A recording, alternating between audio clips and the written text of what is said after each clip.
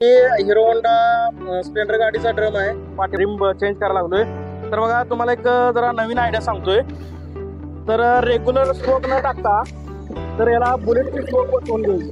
त्यासाठी रिमची अशी करून घ्यायला लागते ती. त्यानंतर आपण बुलेटचे स्पोक आपण जोडून घेणार आहे. याला सध्या होल मोठं करण्याचं काम चालू आहे. हिरो कंपनीची रिम आहे ओरिजिनल. अशा प्रकारे पहिले लहान होल असतात कंपनीच्या सोबत.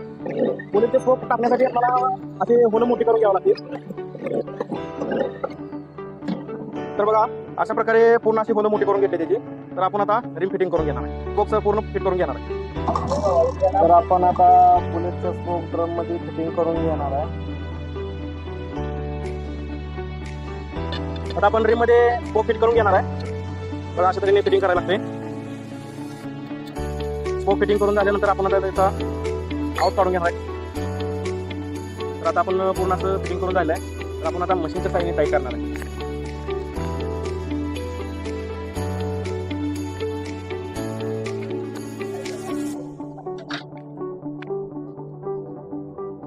आउट काढून घेणार आहे क्वालिटी मध्ये.